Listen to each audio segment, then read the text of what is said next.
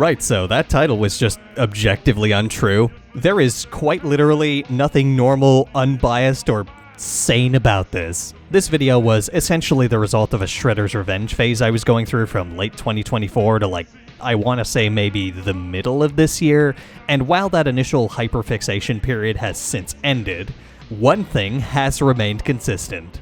I need to do things to that salamander woman. The salamander woman in question is Mona Lisa. Yeah, like the painting. Basically, this game introduced me to her. I thought she was cool and hot and stuff, and for whatever reason, for the past, year now, I felt compelled to make a whole-ass video about her. Don't ask why, I genuinely don't know. So anyway, here's some content that absolutely no one was asking for. A 20-something deer guy swooning over a fictional character from a children's show. This was a bad idea to make this.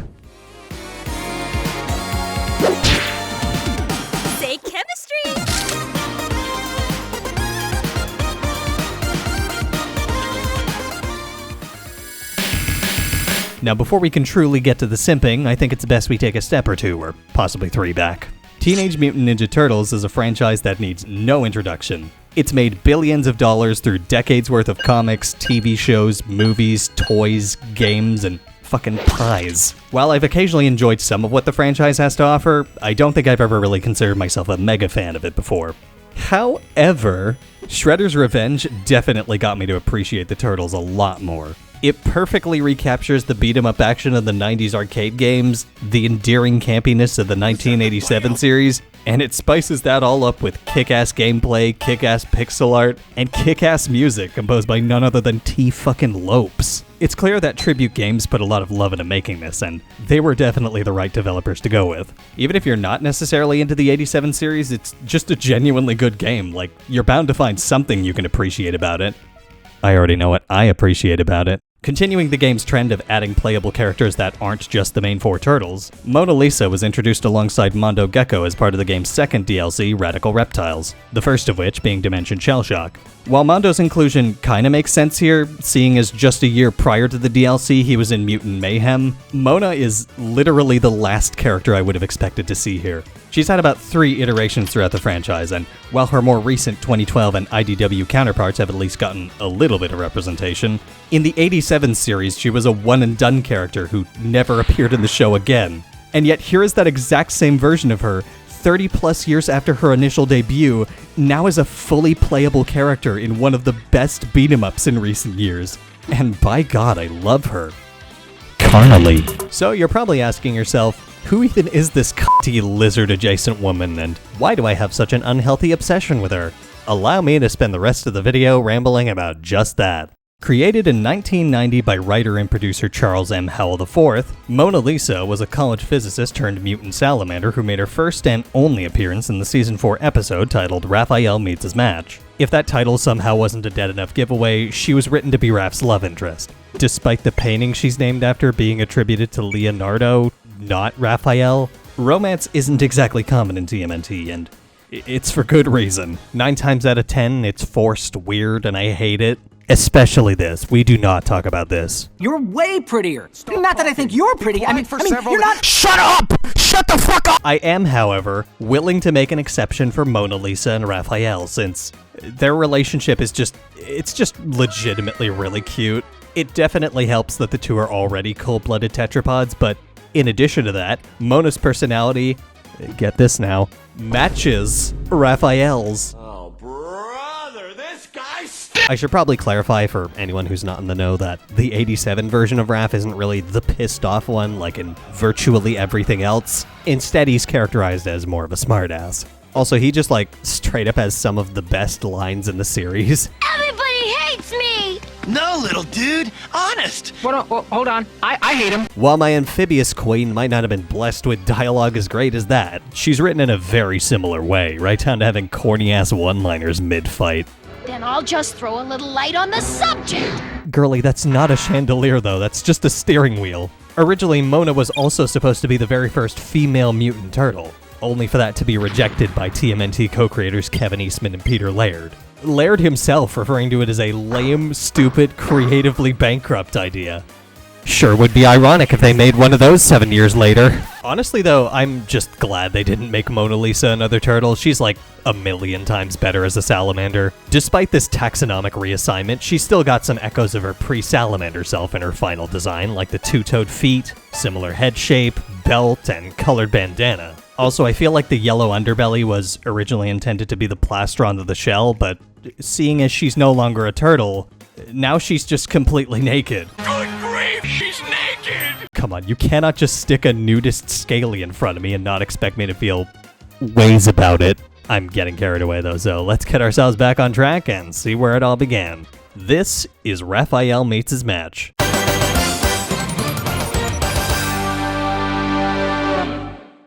We open on the turtles in their iconic stereotypical flasher outfits exiting, where the fuck else, a pizza joint. And not even really a good one. Like, the place in question sells pizzas the size of a fucking GameCube disc. It has an honestly weird name that the owner himself rarely pronounces correctly. Pack of pasta, or a piece of pesto, papa. Oh, and speaking of the owner, his name is, I shit you not, that. As you can probably imagine, with that cursed knowledge now ingrained into my psyche, I'm not sure how comfortable I am with saying that name, though he honestly doesn't really resemble the person he's named after. If anything, he kinda looks like an off-brand Morshoe. Tell you what though, as to not invoke the name of the Forbidden One, I'll be referring to him as McMorshoe from now on. It's the best I could come up with. Now, as shitty as this whole establishment looks and objectively is, there is potentially one singular saving grace going for it. Gambling. At this place, you can get one of those scratch-off cards I always see at convenience stores and gas stations, and you can win I want another one of these puny pizzas. absolutely nothing of value, except for Rav. He ends up winning a ticket to McMorshoe's billionaire birthday bash being held on his private yacht. Honestly, the Ninja Turtles don't really strike me as the sort that'd hang around with billionaires, but like, I guess you gotta get the plot going somehow, right? Conveniently, this also happens to be a costume party, so Raph can actually get away with being a turtle man in public and not have to wear a goofy-ass trench coat. What the heck was that? Looked like sort of a big turtle in a trench coat. Later that night, Raph heads onto McMorshoe's yacht, but not before we get the legally mandated animation errors that are so ubiquitous with 80s cartoons. There it is! McMorshoe's Yacht! Alright, so we got a pretty classic instance of incorrect voice syndrome. That's Leo's voice coming out of Raph. That's pretty good. Very common issue in this show too, but we are going to need a little bit more than that if we want to meet our per episode fuck-up quota, so I don't know, I'm trying to think of what you could do here. Oh, actually, yeah. Do you think you could manifest an inexplicable turtle doppelganger? I hope I can pull this off. Oh yeah, that's the good shit. That's what we're looking for. Let me just add that to the count real quick. Anyway, April and Vernon are on board as well, reporting on the festivities, because, I don't know, I guess it's just a really slow news day for Channel 6. Like, this is what we're calling newsworthy? Okay, man. All set for the cruise, Raphael? Yeah, and the best part is, being green, no one can tell if I'm seasick. Oh, there you are! Oh, am I glad to see you again? I almost didn't make it. Have we met? You're such a kidder. Come on, we don't want to be late. God, I wanna fuck her! Now, mind you, as adorable as this whole exchange is, and as much as I wish she was holding me like that, none of it's really genuine, and it's mostly just part of an elaborate ruse. Thinking Raph to just be some rando in costume, Mona pretends they're dating in order to get herself on board so she can resume her seafaring scheming elsewhere. The episode's already kind of implying that Mona has ulterior motives, because in under a minute, seemingly the first thing we've seen her do is take advantage of someone for their own personal gain. So naturally, when we see her tying up the bridge crew, the immediate assumption from both us and Raphael himself is, wait a minute, this bitch is a criminal. Of course, that's not actually the case, as this is all the result of a miscommunication. The reason for her commandeering the yacht was to prevent it from being captured by this episode's antagonist, and one of the goofiest villains I've seen in TMNT, and that's really saying things, Captain Phineas Filch, a stereotypical pirate guy with a legion of Gossamer-esque mutant sea anemones at his command. God, 87 Turtles is something else, man. Filch's ultimate goal is to, and I am directly quoting the episode here, control the world through high-tech piracy. What does that even mean? Media piracy? Either way, there will be no escape for Mona or her soon-to-be boyfriend now, seeing as the boat's caught in Filch's force field and his mutant cronies begin taking the partygoers hostage. After being alerted by some very normal undersea invertebrate noises, Raph and Mona exit the bridge, but not before freeing the crewmates, who then immediately get tied back up again. After encountering one too many goons, the two mutants dive off the boat, where Raph admits that, in fact, I am one of the Ninja Turtles. I knew you'd come to rescue us! Now, I think she's finally catching on. Cutting to April and Vernon, they find the two hiding in one of the ship's lifeboats. Damn, with one of them being an animal that's famously not known for going fast, they got back on the boat pretty fast. Anyway, tell us your trauma, Shawty. Well, let me tell you how it all happened. Oh boy, I feel a flashback coming on. Now, prior to becoming the salamander, I meant salamander, she was, as previously established, a college student majoring in physics. She says this while visibly doing something that is completely irrelevant to physics. Do keep this in mind though, we will see her doing chemistry a lot more later. While on a fishing trip with her college buds Leisure Suit Larry and Steve Urkel, Mona's captured by Captain Filch and brought aboard his submarine, which I cannot believe I forgot to tell you the name of earlier. It's called the Kleptofoil. Man has got all the subtlety of a sledgehammer, and I love that. After learning about Mona's scientific background, Filch tried to convince her to help him, say it with me now, try to take over the world. Mona played along until one night she tried to destroy his lab. By smashing the nuclear generator with a fucking hammer. Girly, that is not a smart thing to do. What are you doing? And wouldn't you know it, the nuclear power source is in fact nuclear, and it turns her from a standard white woman into, oh god yes, absolutely more of that please. Thing is though, don't human to animal mutations usually require, well, an animal to be present? I mean, that was the case with Splinter, Bebop, and Rocksteady, so I'm not entirely sure why Mona just became a salamander after swimming in nuke water. Also, did she mutate her bandana and belt? Like, she wasn't wearing those earlier. One flashback and one scuffle later, the gang devises a plan. Raph needs to create a diversion in order to allow April to radio the turtles and Mona to board the Kleptofoil and deactivate the force field generator. Of the three, only one of them is able to follow through with their part of the plan. Cause Raph gets captured, April gets captured, and Mona gets shit done. That's why she's the fucking MVP. Though honestly, she didn't even have to lay so much as a webbed finger on the control panel. These goof shits try to throw a chair at her, which only bounces back and deactivates the generator for her. Nice going, dumbasses. Thanks, guys! The turtles are brought into action after seeing... Wait, hold on. It's supposed to be night, now it's day? Guess we can add temporal discrepancy to the per episode fuck-up count. That along with looping animation that doesn't even remotely sync up with the dialogue. Where was I again? I gotta find my place in the script. The turtles are brought into action after seeing April being forced to broadcast Filch's ransom demands on live TV. The conditions of which being if $2 billion aren't immediately paid, everyone aboard the yacht will be forced to... He's a stereotypical pirate, I'm pretty sure you know where this is going. Walk the plank! And with the force field down, the turtles are able to board the yacht and beat the shit out of some dudes. In a G-rated way, cause God forbid these ninjas use their ninja weapons. Now that you fellas have things under control, I've got a sub to destroy. Wait, you were just there though. Why didn't you destroy that? Wait, do you have ADHD too? Cause if so, God, you're so real for that, girly. While the turtles manage to throw Filch overboard, Mona's able to destroy the sub in a matter of literal seconds. I mean, there's like 2.5 minutes left in the episode, so we really gotta wrap things up. Captain Filch is taken into custody, and McMorshoe makes the turtles vice presidents of his pizza chain. Man really just hit him with, you want it? It's yours, my friend. Though that doesn't last for long, since, like Mona in the very beginning of the episode, he too is convinced that the turtles are just a bunch of dickheads in costume. Why don't you come and see me in my office when you get out of those ridiculous costumes? Go on. Pull off your skin. Also, they don't think to look through the wreckage to see if Mona's there. They just leave her stranded at sea. It's actually a pretty good metaphor for how the franchise abandoned her. Cheer up, dude. Yeah. Who knows? I'm sure we'll see Mona Lisa again someday. Donnie, we literally will not. Anyway, here's the last few seconds of screen time she'll ever get, so treasure it while you can. Sooner than you think.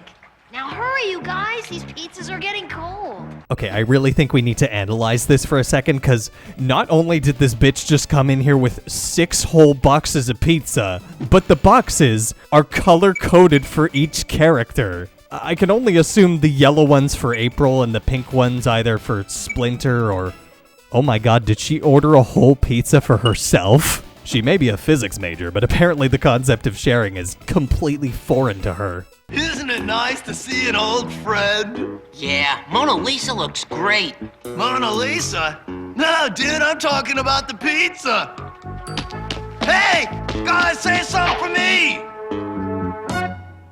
And that's Raphael meets his match. I feel like if the plot had just involved Raph going onto a yacht to stop a pirate, it probably wouldn't have been as fondly remembered. Its saving grace is, obviously, its inclusion of Mona Lisa. She turns what would have likely been an unremarkable episode on its own into something a lot more memorable. While on paper, it seems like her inclusion should scream obligatory heterosexual love interest, in practice, she really doesn't feel that out of place. In this very specific iteration of TMNT, the turtles are basically just a bunch of lovable dinguses who beat up baddies and make a bunch of witty remarks. Mona Lisa has been coded in much the same way, which really does make her feel like a part of the team. And I mean, she totally could have been if the writers weren't fucking cowards. Even with her inclusion, though, the episode does feel a bit rushed and inconsistent at times. I mean, for one, it wouldn't have hurt to have fleshed out her backstory a bit more, like, Mona kinda just becomes a salamander after a quick radiation bath. There's also that one moment where she heads onto the kleptofoil,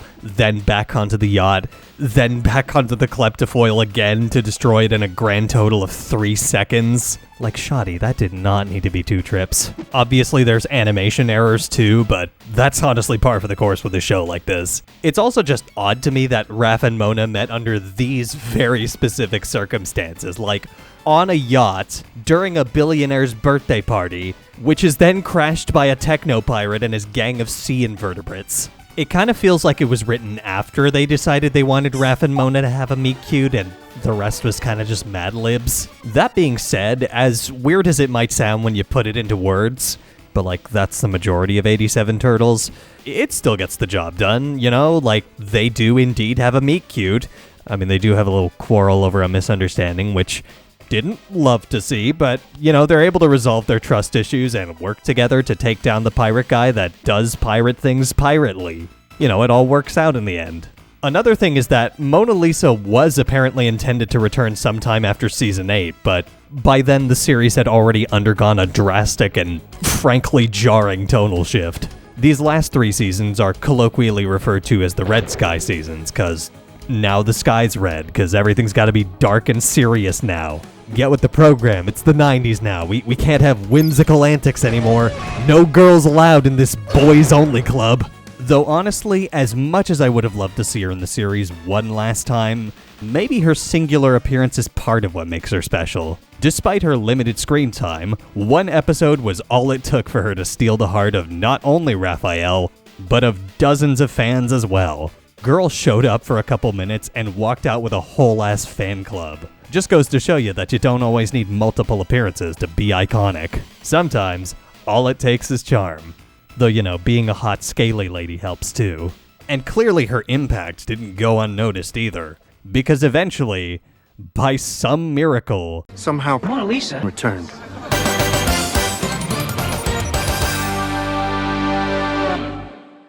So, yeah, as of late, the 87 Mona Lisa suddenly began appearing in things again. Once in a free-to-play mobile game, once as part of a NECA 2-pack, 3 times in IDW's Saturday Morning Adventures comic series, and most recently as an honest-to-God playable character in Shredder's Revenge. Seeing this version of her appear really anywhere is genuinely shocking, though. We're almost living in a sort of Mona Lisa Renaissance period. Because the Mona Lisa's a Renaissance painting. And now that we're back on the topic of Shredder's Revenge again, the devs have unequivocally cooked here. Like, I am utterly infatuated with what they've done with her here. Mona still pretty much looks and acts the way she did in the show, but where she differs is that they have really accentuated her background in science here. Originally, it was just used to explain her backstory, but here, they've turned her into the most endearing mad scientist, and I am here for it. Science fucking rules, man. Obviously, that's a pretty significant departure from how she was in her debut episode, but I am not even remotely complaining. Honestly, I'm all for an MTF transition.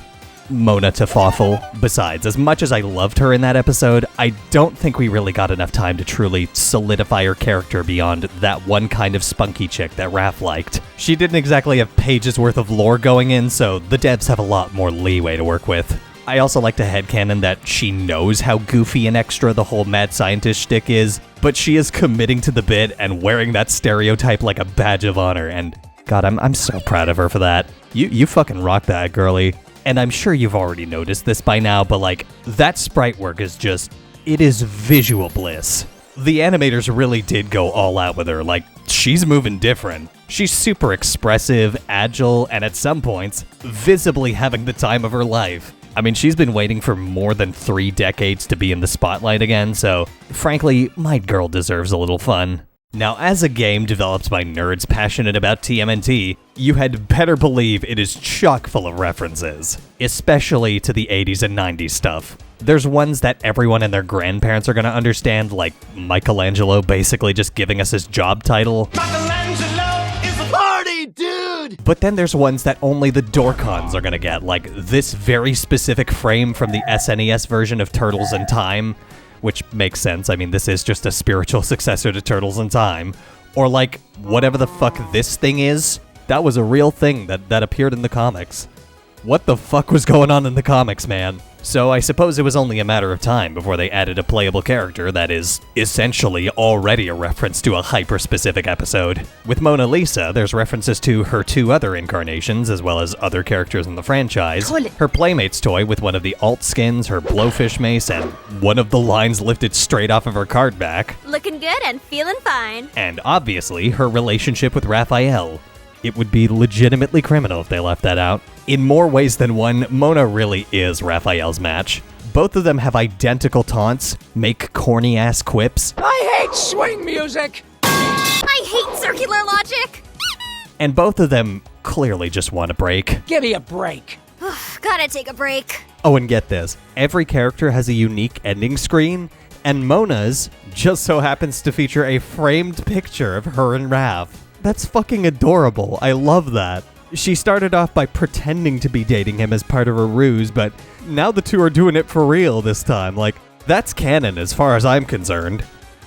What do you mean Raphael's a minor? Weird age gap aside, I'm still pretty impressed with what Tributes managed to accomplish here. They've essentially resurrected a mostly forgotten character and given her tons of additional charm and personality. And also Mondo's there. He's pretty good too. It's not what this video's about, but hey, you can make him look like Bart Simpson. That alone makes him like an 11 out of 10. Are you little?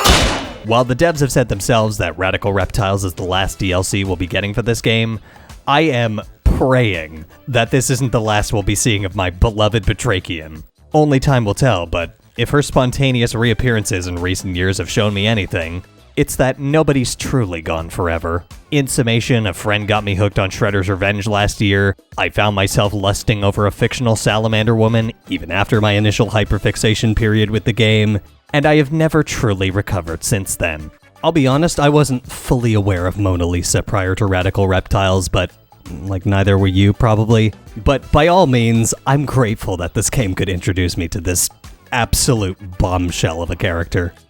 Despite the irreparable damage she's done to my mental stability, social life, and search history, she may have been Raphael's match, but she's been my undoing. And honestly, I'm okay with it. 'Cause if anything's gonna bring me to my breaking point, it might as well be a pretty face like hers. And that's a wrap. With that finally out of the way, I am never doing video essays ever again. That might be a hyperbole, but like, I can't always be pumping out long-form content like this, man. It takes way too long to make, is mentally draining, and if I'm being completely honest here, I don't really know how to do reviews properly. I was aiming for this to be done while Radical Reptiles was still new and topical, but obviously that didn't happen. I actually had to re-script and re-voice much of what I had, so that alone set me back like 2 or 3 months. So now this is coming out a year after the DLC's initial release, which by internet standards basically renders it prehistoric.